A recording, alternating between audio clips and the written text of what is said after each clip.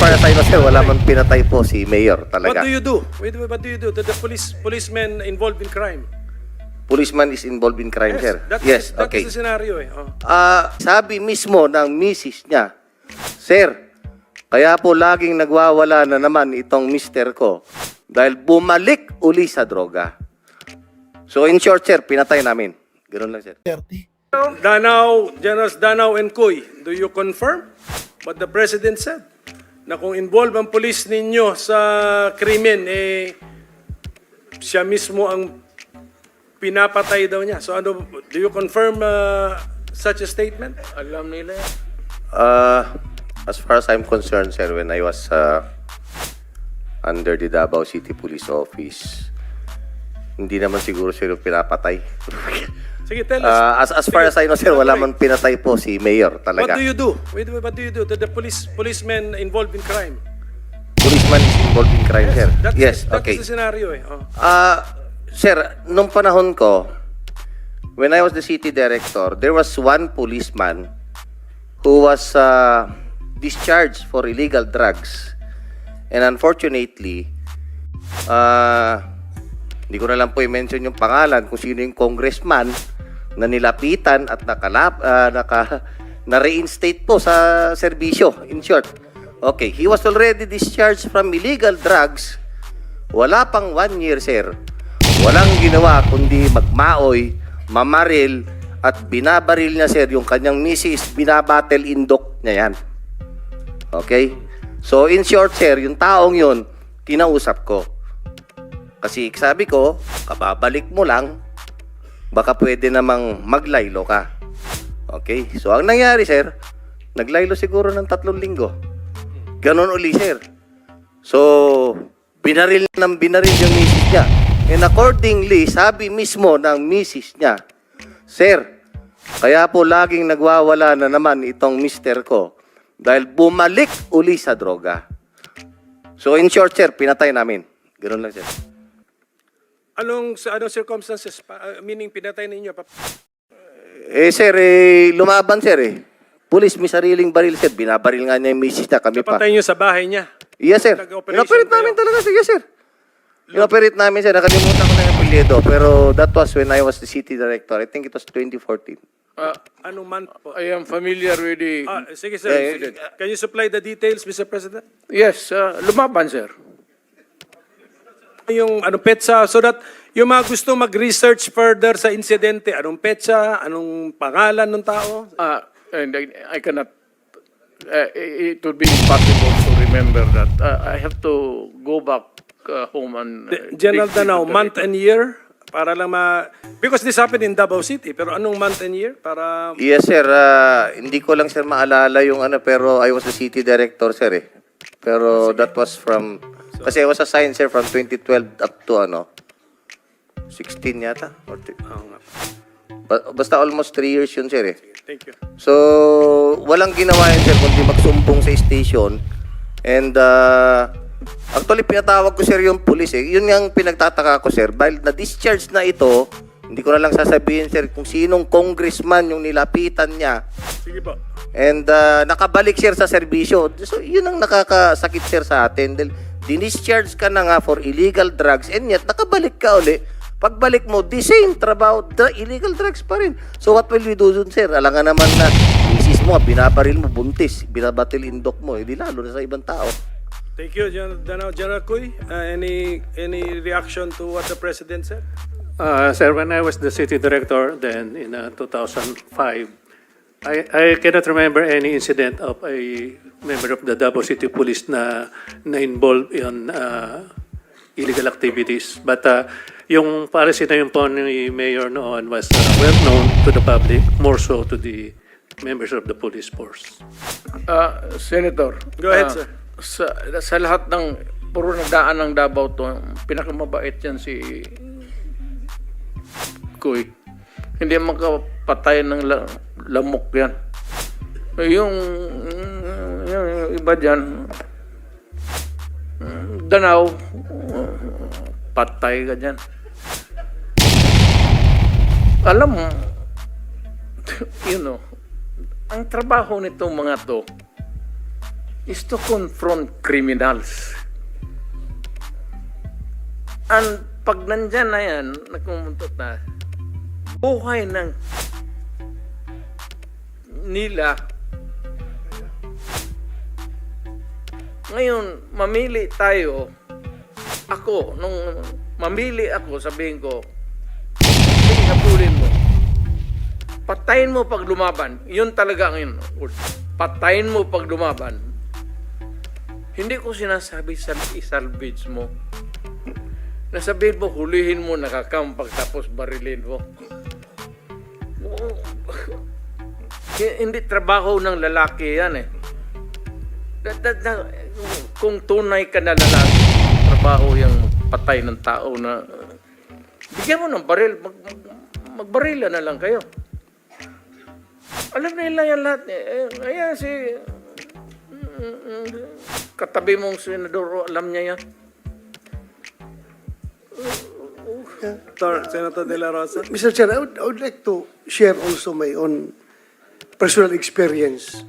Pagdating dyan sa mga words ni President Duterte na sinabi niya, yung pananakot niya sa kriminal na pag kayo gumawa, o lalo na kayo mga pulis, na involved kayo sa kidnapping, involved kayo sa droga, involved kayo sa hold-upan, papatayin ko kayo. Yes! Sinabi niya yan. Sinabi niya yan. At itong mga pulis na ito na namamatay din, namamatay sila during operation na kinandak sa kanila dahil lumaban talaga sila. Hindi naman pupuntahan mo lang yung pulis para barilin. Sabi nga ni Presidente, hindi gawain ng lalaki yan. Hindi gawain ng lalaki yan. I have my own personal experience. Isang tao ko noon, matagal na ko ng tao, sinaligan yung trusted ko na tao. Ang problema, nagka-girlfriend ng isang drug addict. Nung girlfriend niya yung drug addict, siya rin tumira na ng droga. Ngayon, nung tumira na siya ng droga, dahan-dahan na rin siya nagbibinta ng droga. Pupusing na siya. So, naawol siya ngayon. Nung naawol siya, nag-full time na talaga siya naging puser. Sabi ni President Duterte nung mayor siya, yung mga pulis na yan na nagbibinta ng droga, papatayin ko kayo. Alam mo nangyari? Inoperitan yung pulis na yon.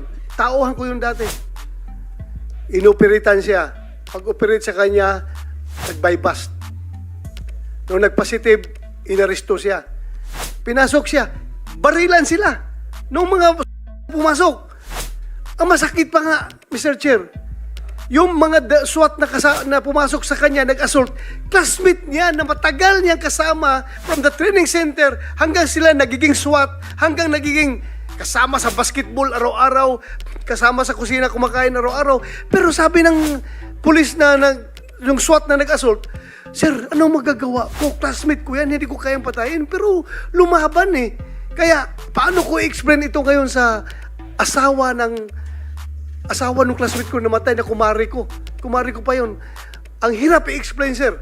Patay na yung classmate ko, pero kung hindi ko rin naman siya barilin, ako mamamatay. Magaling na shooter yung tao na yan. Magaling ang bumaril. Kaya ganun po ang nangyari. Pag sinabi ni President Duterte, as a matter of policy, na papatayin ko kayo mga kriminal, papatayin ko kayo mga pulis na sindikato, yun ang ibig sabihin. Papatayin kapag lumaban. Yun talaga. Sabi niya, mas gusto ko pagkatapos ng putukan, kayo ang nakatayo. Yung kriminal ang tumba. Hindi kayo ang natumba. Ang kriminal ang nakatayo. Because mahirapan akong mag-explain doon sa pamilya ng pulis na namatayan. Pero yung kriminal, wala mang problema kasi sila man talaga na gumawa ng krimen. Kaya kung lumaban, mahirap kasi pagka kinuha natin yung word palagi na yung intimidation na ginagawa ni Presidente sa mga kriminal, pang-intimidate lang yun. Kaya nga, ang ganda ng Davao City dahil takot talaga pumasok ang mga kriminal doon. Sabi niya, pag kayo kriminal pumasok sa Davao City, hindi kayo makakalabas dito. Kaya takot sila. That's intimidation. Pero yung pag-implement ng sinasabi ng papatayin ko kayo, walang pulis na gago na graduate ka ng public safety public safety basic recruit course na tinuruan ka ng police operational procedure, tinuruan ka ng mga lahat-lahat ng mga rules of court doon sa training mo, tapos isalvage mo yung tao? Walang pulis na ganun. May pinag-aralan ang pulis eh. Nga pinag-aralan yan. Kahit nasabihin pa ni Presidente na, barilin mo diretso ha, barilin mo diretso. Hindi susundin ng pulis yan. Dahil alam nila what is tama at anong hindi. Kaya, palagi lang na may misinterpret, na may misquote yung kanyang mga hyperbole, yung mga superlatives, yung mga ano pa yung mga pinagsasabi ni Presidente, just to send the message to the spine of the criminals na takutin sila. Yun po ang technique niya. Magaling yan siya sa magaling yan siya sa saywar eh. Magaling siya sa pang-iintriga hanggang yung mga kriminal mismo magbabarilan. Sila na lang mismo at yun na. Yun ang ginawa niyang double death squad, yung mga kriminal na nagbabarilan. Salamat sa inyo. At wala ng trabaho yung pulis. Kayo ng mga kriminal nagbabarilan dyan sa Davao City. To complete your story, Senator Bato, yung sa tauhan mo, if you can remember the time frame, time period, nung Nakalimutan. anong month, anong year? Nakalimutan Sige ko. pa, para lang Okay. Sige lang, mag-research lang tayo. Ipagpaparesearch na ako doon kung anong year yun. Paparesearch ko. Mr. President, one last question from me. I don't know yung mga colleagues ko, meron pa. Meron pong footages kasi na, katulad nung sinabi ko kanina, yung sabi mo kung pwede kayong ma-misinterpret na ini-encourage nyo patayin pero dinudugtungan nyo ng kung manlaban, ganun. Pero sabi mo rito, may 3 million ako sa mga drug lords, itong terrorizing, supervising na drugista 2 million, second echelon 1 million, ordinaryo 50,000. Did you actually fulfill itong mga rewards na sinabi nyo po? Kahit na doon sa pwede nyo sabihin na pasok sa inyong sinabi na napatay mo kasi self-defense. Did you actually give rewards like this, Mr. President? Istorya lang yun, sir. Kung pulis ka, hindi, ito na, Danaw. Kung may pinatay siya tapos sabihin niya, sir, sana yung sinabi mong reward? Mumarahin kita. Putang ina, trabaho mo yung magpatay tapos magkubra. Ano ulit ito? Kahiro mo? Trabaho mo yung magpatay ka pa ng patay. Yan ang trabaho mo. Kaya binibigyan ng baril eh. Ang ibig kong sabihin, patayin ninyo yung masasamang tao, kriminal. Wala akong sinabi na pumatay kayo ng inosente. Alam nila ng lahat. Yan sila. Naggalit ako pag ikaw ang pulis, nag-abuso at may nagsumbong sa akin na binugbog ka ng pulis o pinatay mo yung asawa niya, putang ina kang pulis ka, may problema ka sa akin. Either maglayas ka, alam nila yan. Pag hindi, maabutan kita. Mr. Chair, just to add to the statement Say, go ahead. of President Duterte. Yung sinasabi-sabi niya na pera, amount na ganito. Ang may understanding to that is kasama yan sa fear factor na gusto niyang i-inject doon sa mga kriminal. Tingnan nyo, nung in-announce niya na meron kang babayaran ko yung drug lord, sabi niya 1 million o iba-ibang prices, iba-ibang amount. Tingnan mo. Parang Kung saan napunta ang pinakamalaking drug lord sa Cebu, si Jaguar, lumayas. Nagtago dito sa Las Piñas. Hanggat dito nakuha sa Las Piñas. Yung mga drug lord sa Iloilo, si Odicta, saan nagpunta? Pumunta dito sa Manila. Kasi natakot sila. Natakot talaga sila, Mr. Chairman.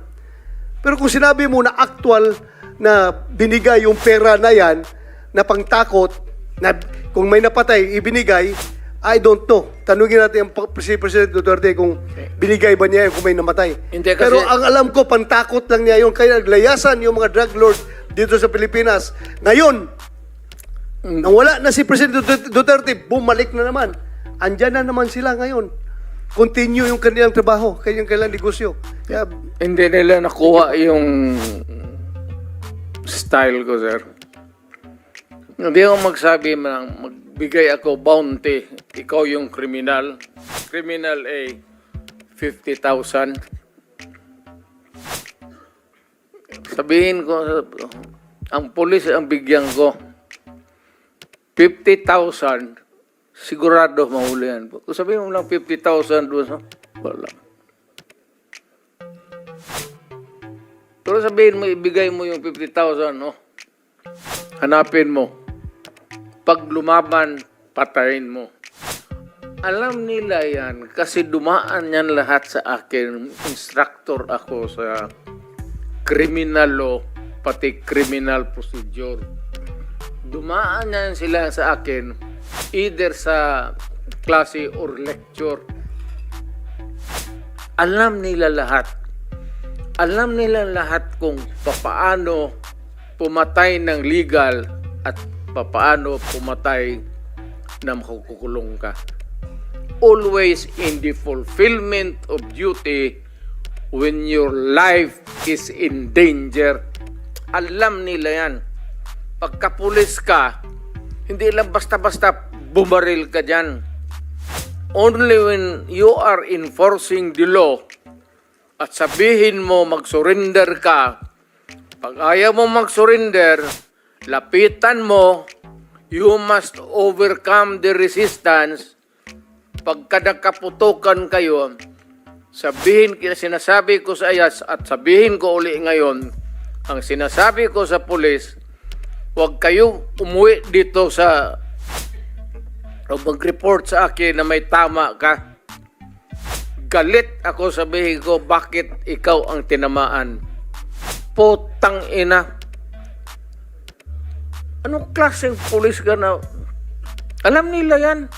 Yan sila na puro nang dumaan ng chief of police yan. Alam nila yan. Senator, ayaw kong makita yung pulis ko na matay.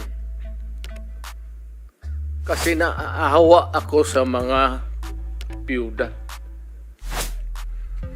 Kaya lahat, alam na, ito, nandiyan yan sa lahat.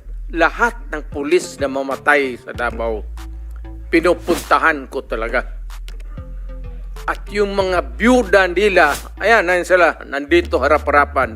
Yung mga byuda nila, ginagawa ko casual sa City Hall para may pundo lang pangkain. Tanungin mo yan sila isa. Ganun yan.